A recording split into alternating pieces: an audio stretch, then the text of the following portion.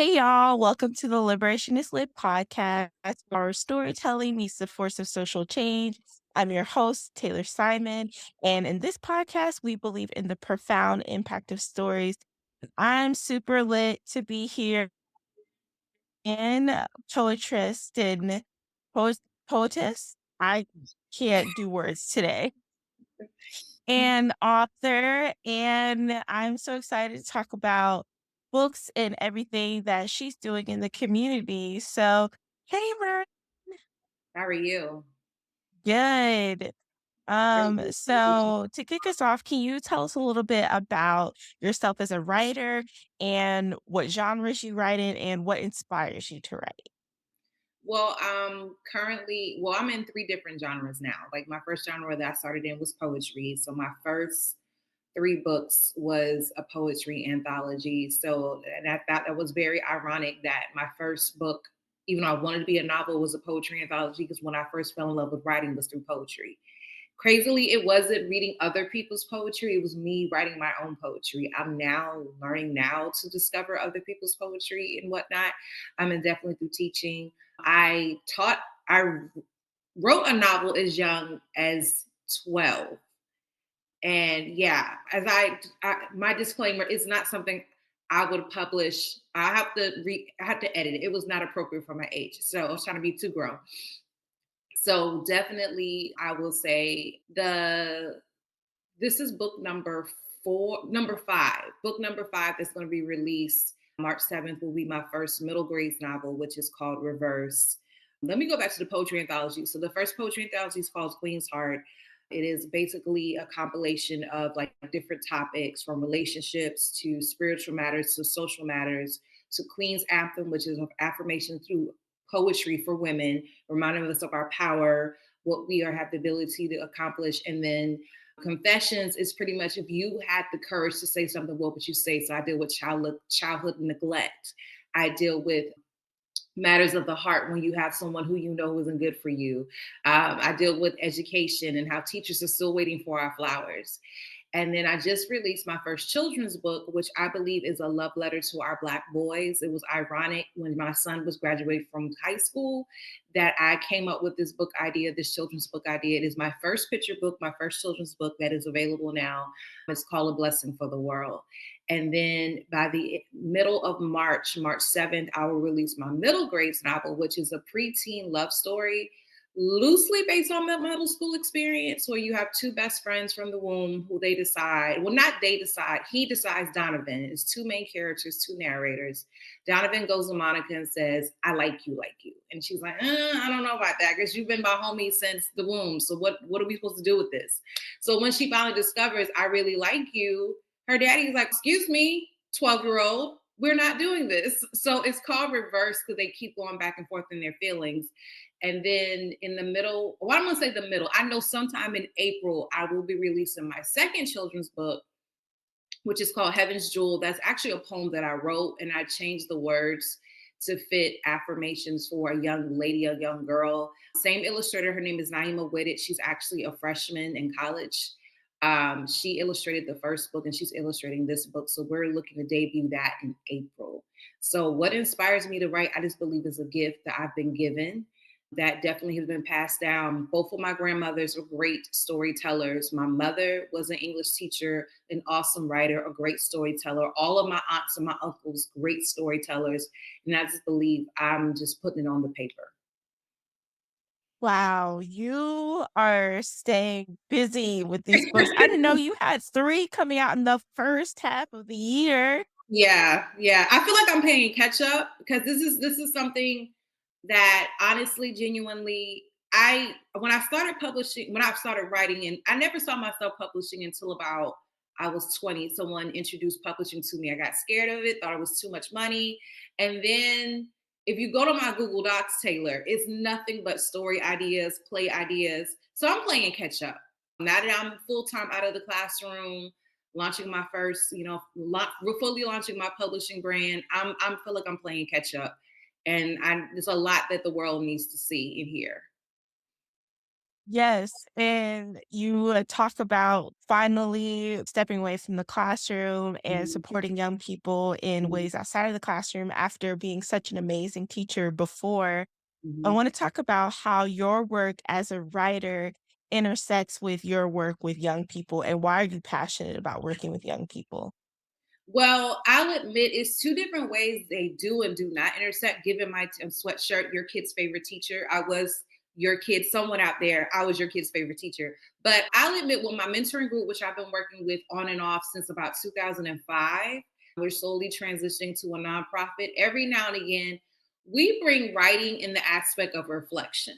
Like we, at our last meeting, we were listening to Dochi's Grammy acceptance speech, and we broke it down as, okay, what were your takeaways? What did you learn from her? There's a famous Netflix video where they have all these famous Black actors, and it was like Dear Black Woman. And it's like Angela Bassett and Jill Scott. So we'll watch videos like that where they'll have to break it down and give me a takeaway, goal reflection. That's how we do writing. I haven't done quote unquote a writer's workshop with them yet, which I'm wondering why. And maybe because I'm still trying to figure out my girls. But another way I connect writing and reading is I do an all Black author book tribe, which this is, we're going into, I just realized we're going into year 4. So it started off, Jared Johnson was populating the little library boxes outside neighborhoods and got an overhaul of books. So he was like, we don't need any more books. So I collected all these books from my students at the time. And I was like, well, what am I going to do with these books? And then at the time, I was connected with Amari Fox, and he said, well, we have these block parties through Serve and Connect. Bring your books out there and give them out. And it just started almost like, I want to say, an addiction, because I was buying books knowing that I did not need to spend that type of money, but I love the love on their faces, the joy on their faces. But I was very purposeful. Like Jared was purposeful where I got books by Black authors. So it went from me getting donations from friends and family members to me connecting with actual authors, published authors, and asking them, can you donate? You actually donated 2 boxes of books, which I am extremely grateful for. So I reach out to authors, I reach out to people, and when I get enough books, I connect with a community event that will allow me to give out. Some events I've been able to give out 2 or 3 books. It's just a beautiful thing to see the joys on their faces.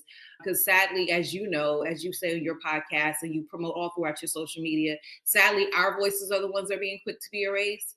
And I just believe in the power of reading, the power of the kids knowing their voices, and also seeing their faces in books. Like, I don't know when it clicked for me when I was getting ready, when I realized there's a lot of authors out there that don't look like us, but they're writing our stories. No, no, no. So I'm just very passionate about that. So it's really been really dope. Like people like Jacqueline Woodson donated 3 of her books. Yeah, like I just went through my email, went through all my bookshelf and just emailed all these people. So some responses I haven't received, some I have.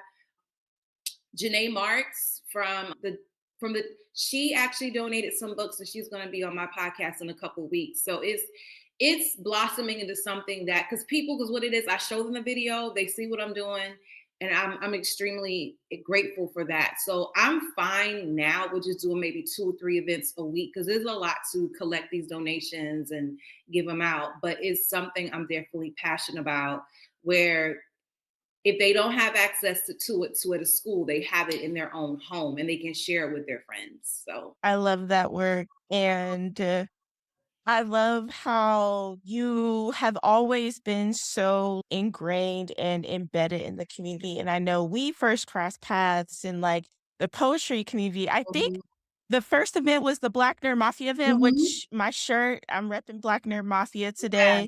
So I knew I had to talk to you because you were so embedded in the community mhm, and you have such a powerful voice as a poet.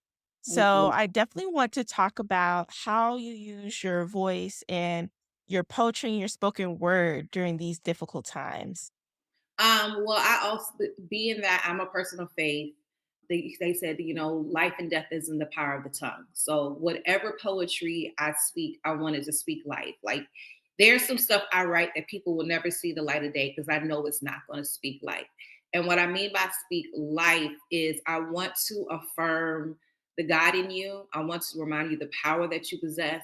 But I also want to speak power to situations that need to be, what's the word I want to say, taken down per se. So that's why, like, one of my poems that I wrote, Mama, what are you teaching me? It was based on, at the time I was teaching, and I don't remember if this was the same year, but I know they were in close in age range in years because I forget when I have certain students. But I remember on two separate occasions, two young ladies I taught came in the classroom very distraught, very upset. So you hold them after class, what's going on? I watched my mom get beat by her boyfriend. I watched my mom get beat. And that stayed with me. Of course, you try to coach them through it. I remember one young lady, she was in the after school program. From the time I saw her that morning to the time she left, she didn't want to go home. And it was just like, I just felt that. So I wrote that poem, and it was basically a message to our mothers. You have to be very cognizant of who you bring in your household and who you decide you want to bring into your life, because this can create damage on these young ladies. Because in the poem, the lady ends up saying, even though I hated that for you, I'm still repeating the same thing that you did. So it's like, I want to bring light to things where it needs to be light. I want to also expose what needs to be exposed. Like, I constantly talk about racial matters and whatnot, and just how we just want to be, as Black people, treated as humans. That's who we are. Like, stop playing like we don't, we're like, we're not significant. So that is just my heart, that's just my soul, and that's the only thing I know how to do. I eventually I will touch more into love poems. I think it would help Jesus if I had a man. But but I did just perform at a Valentine's event. It was Valentine's date with a therapist, and I had a poem that I wrote out of inspiration on couples I knew, married couples I knew, but it was called "It's More Than Just I Love You." So I do tap in that for the most part. But for the most part, is edification, building up women, building up our men, and just letting them know that we're awesome, powerful beings, and I want to salute that. I love that, and that definitely comes through in your poetry, and so you do a lot between coming to all these performances and doing book giveaways and mentorship and podcasts. You do so much, and honestly, I'm like, I don't know how you have the time to do it Really, all, Taylor? but I know, but what keeps you grounded to keep going to do this work? Definitely my faith in God. And even when I feel like I am doing too much, you constantly, well, number one, I constantly hear, you have the grace to do this. And I know what, He's not going to give me the heart to do things and then I can't do it effectively. I do realize I'm still working on time management and whatnot, because being a full time entrepreneur and trying to launch things, it can be a lot and overwhelming, but at the same time, you can find yourself wasting time. So that's something I'm honing on. So just knowing that God put me on this earth to do great and awesome things. And I just believe, I don't want to leave, I want to leave here empty. Like, I want him to be able to say to me, you did everything that I wanted you to do. And that's what keeps me going. And then every now and again, you'll run into someone, some people I know, but the biggest blessing is people I don't know. Like, I remember being at the Jubilee Festival, and this one girl was like, oh my gosh, I follow you and I love your stuff. And I was just like, okay, like, I'm still learning how to receive that, but that just says so much. And it's like, even though people talk about the algorithm and how it's negative and how, no, I believe in putting your light out there, because at the end of the day, we're supposed to be light on this earth, we're supposed to be salt of the earth, and we're supposed to bring a positive influence that will impact this world in a grateful way. And that's what keeps me going. There are times I just feel like chilling. I don't want to go to an event today, but you do, because you want to be supportive, and you realize the cause. Like, when I think about my mentoring group, that started, I think, around 2005. It's morphed into different ways. But I remember one year wanting to quit, and one of my parents, who I have her fourth daughter in the program, and she was like, quit for what? Like, do you understand the impact? And then we've even got to the point now where my girl, group I'm with now, this is our second year. Last year was our second year. We were able to offer an endowment. So offer money to our graduating seniors, whether it's towards your books or towards your dorm room. And we were not only able to offer the one girl who was going off to school, we had two others who were already in school. So we gave them something.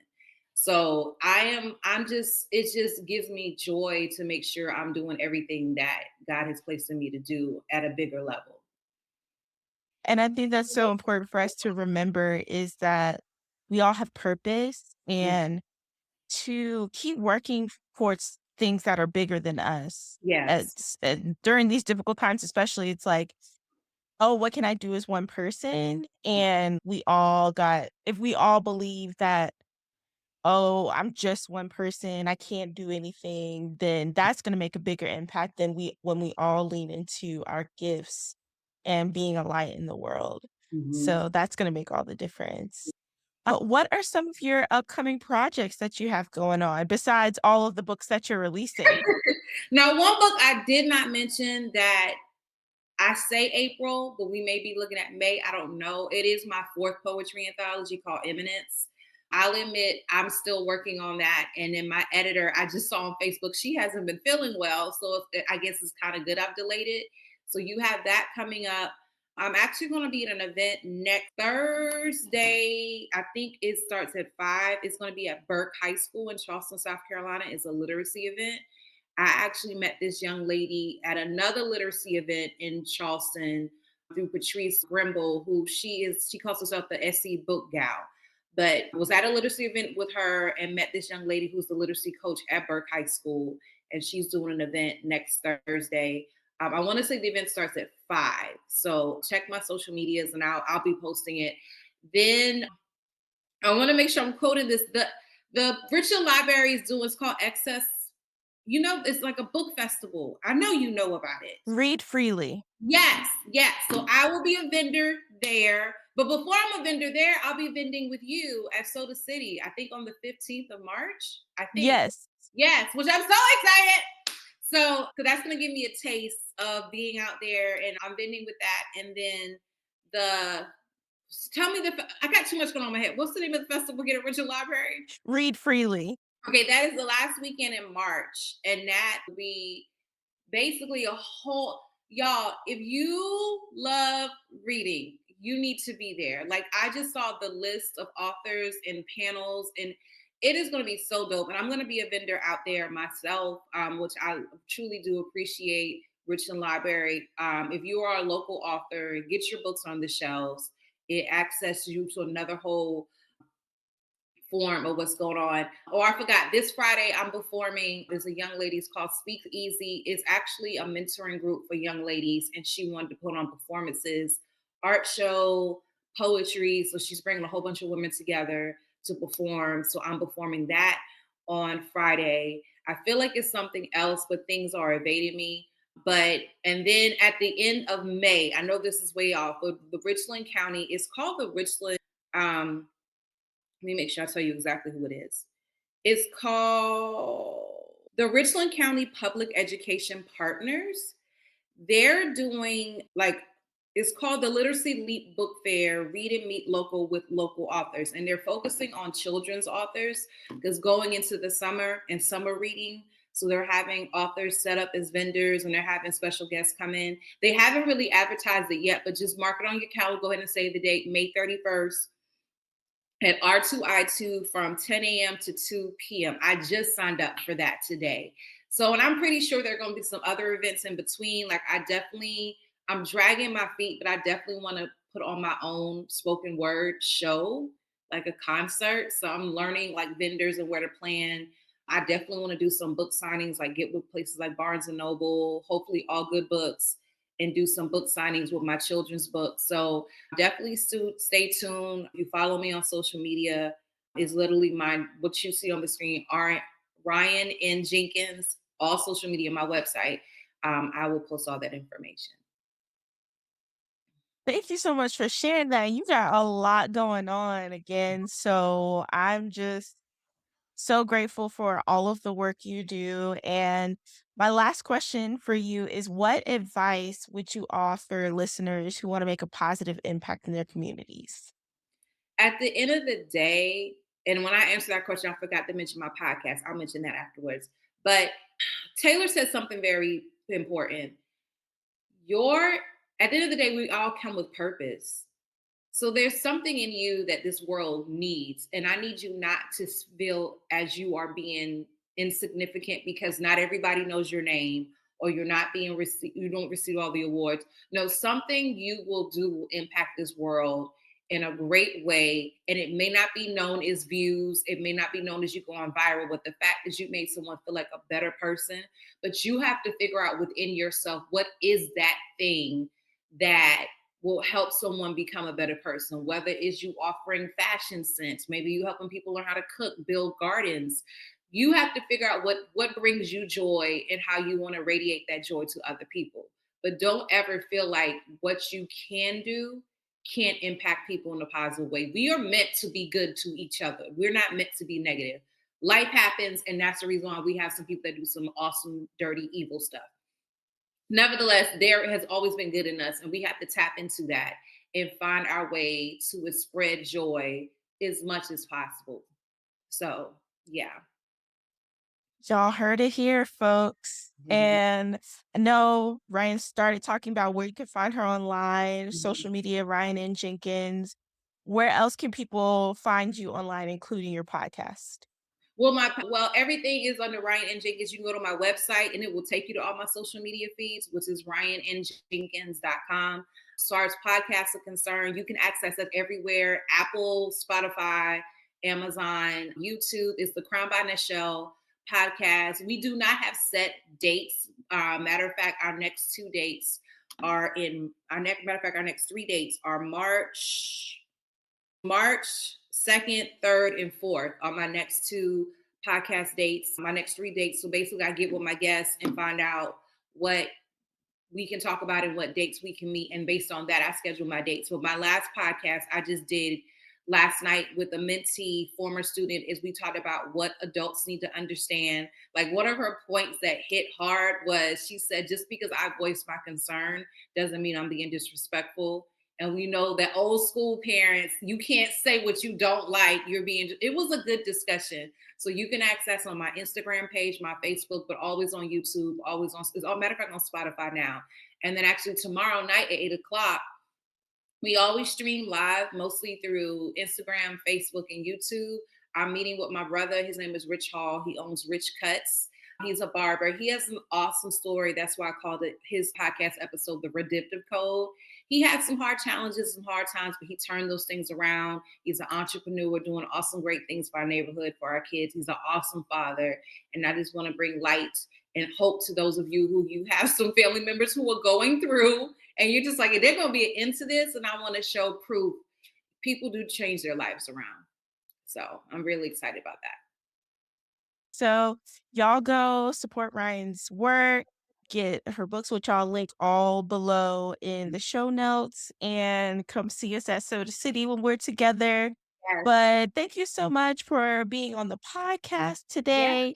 And thank y'all listeners, not readers, sorry, but y'all are readers too, for being a part of the Liberation is Lit podcast. If you have stories you want to share or just want to suggest any topics or want to connect, you can find us on Instagram, Facebook, and TikTok at Liberation is Lit, or visit our website, liberationislit.com.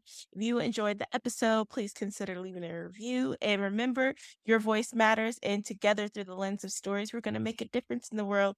Until next time.